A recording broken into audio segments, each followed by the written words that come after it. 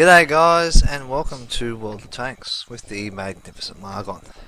Yes, this is the first ever battle I played in E75. Now, I have seen these tanks several times. Now, as you see, the Tiger 2 turret I've still got on. I've actually managed to keep the standard track, so I didn't know whether I'd be able to, but I've kept the top gun the Tiger 2 comes with, which is absolutely brilliant. I love it. I didn't have to free XP anything. I thought, you know what? Let's go out for a trial run, see how it goes as pretty well Tiger 2 stock, but with the 75 body. As you see, differences on this is the sloping angle is slightly better, and there's no real machine gun port on the front for weak points and things like that. So all in all, it's not a bad gun. Now the Tiger 2 turret is pretty strong as it is. Like the man's up top here is a weak point, but all in all, like most tanks, the side here is weak, but you do get a bit of a buff with the side armor on the Tiger 2, so it's not bad. Now Live Oaks is a very 50-50 match. I love this map. I think it's very fair. I used to hate going town, but since I've got some bouncy armored tanks, I've found I've gone to town a lot more, and I really wanted to test out how this tank would go in a situation. So I drove to the best place to try it, sat myself in a position, and started shooting basically. And I was trying to get my bearings, get my angles right and everything like that, and you know what?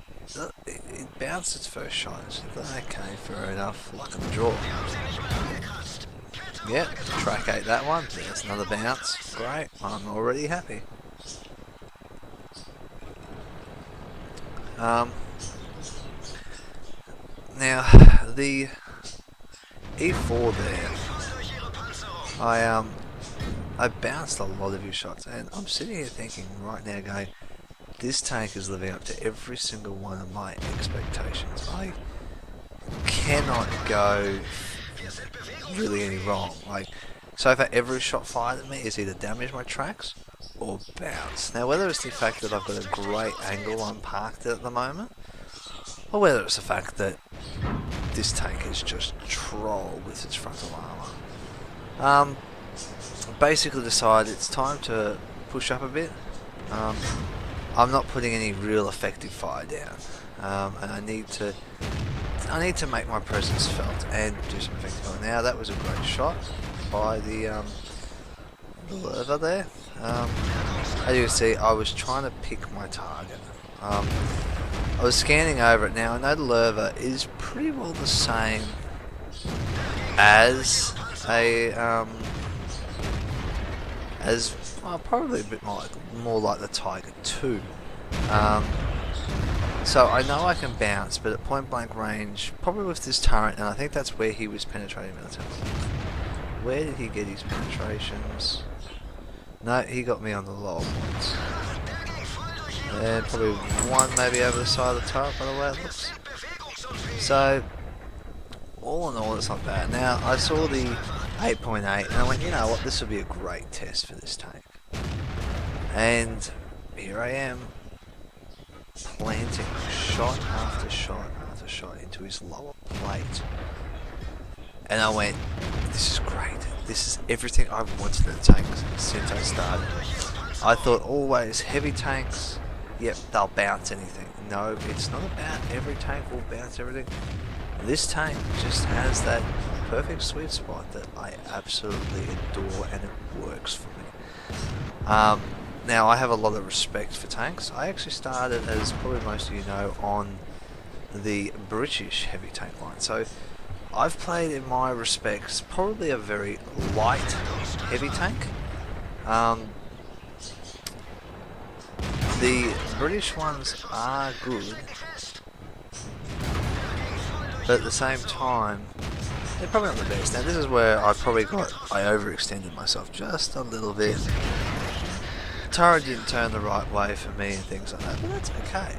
First battle, 2,800 damage. Now I didn't anticipate that, but I played it like the tank I knew, and if I probably kept myself in a better position, and not tried to take on that KV5 like an idiot, it might have ended better.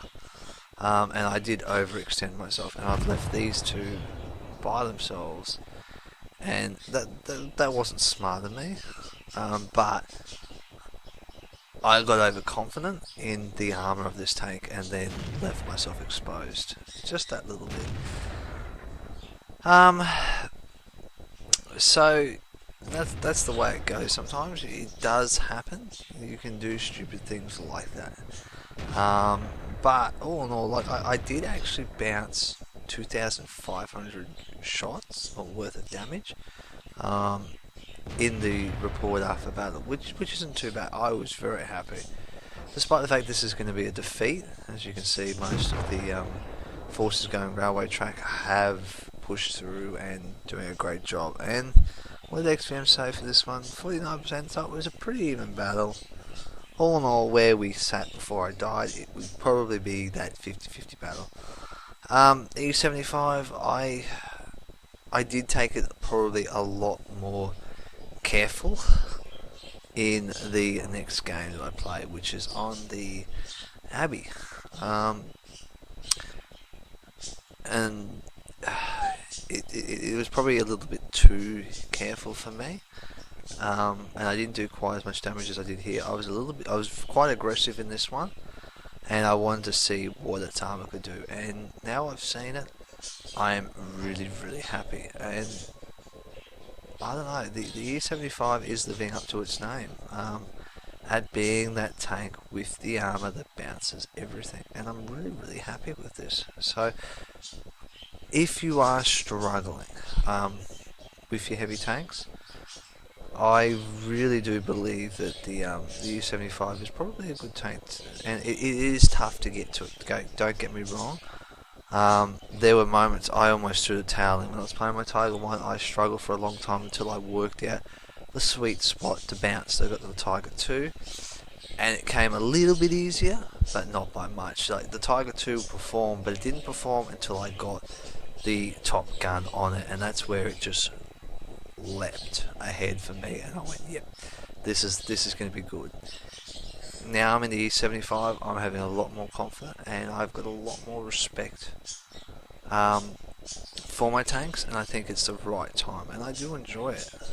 So let's go over and have a look at the Abbey match, which I wasn't that great on. So here we are over on the Abbey. I always get confused every time I start up. I look at it and go, well, I haven't got the Tiger 2. No, it's not the Tiger 2, it's the Tiger 2 turret. And I really... This match, yeah, I went down, like per usual, went down to the valley side on the A1 column, but I took the a B3 entry and went up through the road. Just took it a bit easier. Thought, okay, I need to stretch this out. I've got to play this smart, and I've got to play this in the right manner. So, well, the only thing to do is really to head out.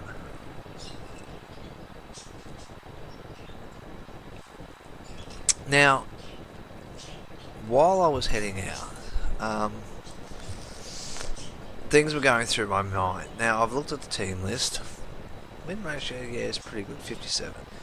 Now, what I've done is I've analysed everything and gone, right, this is what I look at first. I look at all these numbers here and go, right, decent team. Him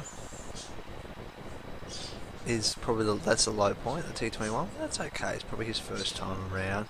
It's just not too bad. He's got a decent win rate. Looked over this side, went, yeah, okay, couple more reds, couple of things. So then I go for this column here, the efficiency rating. Now, that column just tells me sort of more or less how good they actually are. This is just your win rate. So you could have a shit win rate, but be a decent player like this one here, and 49 is not too bad. But I was down here at 44 at one stage, but I had nearly 900 efficiency, 600 by what XVM tells me. As you can see, it's still around 900. Even though I know when you go on noob meter and you look at it, it's like 11, 1200. For some unknown reason, it sits me around the 900 mark. I don't know why. I don't make the rules. I don't design the systems. So, and they're the things I look at. I quickly go over all these things. Yep, they're decent players. Yeah, average players. Yeah, okay, cool. And they're the two things that I look at when I pretty well jump into a battle. It's a matter of figuring out the teams, figuring out where people sit at, and understanding. Now, I have seen the 103, the IS6, and the T21 down the bottom here. Gone the right, let's work these guys. Let's get our armour on the front of this tank to do some work. Now the 45 has pushed up, so I thought, well, I've got to support him and blast. That was a silly shot on the IS6 there. It was a waste of shot. Okay, let's get the lower belly here. Sit still long enough. That was lucky, he moved. But the 103s, they got pretty decent armour in the front there, even with that rounded sort of pike nose thing that they've got. It is very hard to penetrate, and you look at the way he's radically moving, it makes it even harder. And see, I just missed there. He knows what he's doing, the M103. If we actually look at the list, M103, where is he? Up here. 23,000 battles, efficiency 1300, 51% win rate. He's not a bad player, but he has to go. He is a threat. And we've cleaned up there. Now, I've seen this at the T28. The Chaffee's just popped up and went, yeah, okay, I need to sort of get back. I've looked at this flank and went, only mediums there, quite a few heavies. I'll probably have to push back there and support that flank. I was really concerned about that flank, and maybe, in hindsight now, I think I had probably a little bit more confidence in my team than probably what I should have. They're not on the best of health. I'm probably the healthiest person on this flank when I look at it now. And it was a bit silly of me to leave all those guys to basically their death. Now the 28's down, but the flak bus thing, the German TD, the PZF, S-Turf and whatever it is, 5, has turned up. And I'm like, okay, righto, okay, he's dead. The Borsig turned up. That's not good. And I didn't see all those TDs before, and in hindsight, when I saw those TDs, I then changed my mind and went, I have to now protect this flank. I'm now the last man standing. And that Chaffee is coming, running up the field. He is running like no tomorrow. I've seen the scumbag. I've actually lined him up and gone, follow me, because I need him. I need him to be my support. And the Chaffee's now spotted me. I know for a fact the Chaffee is going to strike from up here. I know that. I've seen it, or there, and I think it is this point here he strikes me from. I'm anticipating here more that he's just going to go boom, but he actually came probably around that path there and just dropped straight down here. And as you see, my anticipation was correct. I knew exactly where he's coming from. I was really hoping my scumbag would be there. I'm fighting. Scumbag's hit him. He's used his repair kit, and that was unfortunate. If he didn't have a repair kit, saw the Borsig, went, more threat, he has to go. Forget about the Chaffee now. The Chaffee's beaten me. The Chaffee player, congratulations. I take my hat off to you. I was beaten. Nothing I can do. I probably could have been reversing, maybe in a smarter thing. But what do? All I can do is hold out long enough for what's about to happen, and that is when this scumbag blows him up. And that is what I needed to wait for. And unfortunately, that was all I was holding off to do. I had to wait for the scumbag to reload. And he's got a 30-second reload. I just got to hope that my armour can hold off while the Chaffee dances around me. Now, the Chaffee is a very good light tank in the right hands. I never really paid too much attention to them. I didn't see a lot of them till just recently, since a few of the big YouTube stars have done a few little reviews on it and played them, and now they're starting to re-pop up again. So thanks guys, you're just promoting a tank that is dangerous. Just don't promote dangerous tanks. It makes it easier on the rest of us. As much as I don't mind a challenge, I don't need that kind of challenge where great players are going, oh, well, it looks like we need to jump in our Chaffee again. I didn't see too many till they started doing it again, but what do you do? And the Chaffee's had a good shot. Well done. As I said, he did a great job. No denying it. We won this one, 1200 damage. Yeah, not too bad. A little bit shy of the 2800 I did in the last battle, but I made a decision.